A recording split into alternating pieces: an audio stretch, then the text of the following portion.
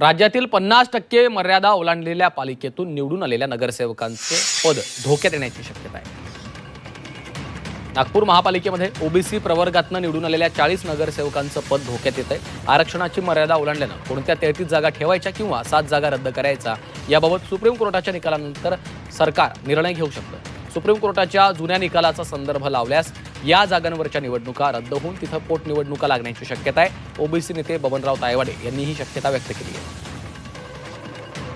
जिथे जिथे एससी एसटीचं आरक्षण 23% वर गेलं आणि ओबीसीला 27% आरक्षण दिलं, तिथे मात्र हे 50% वर गेलेलं आहे।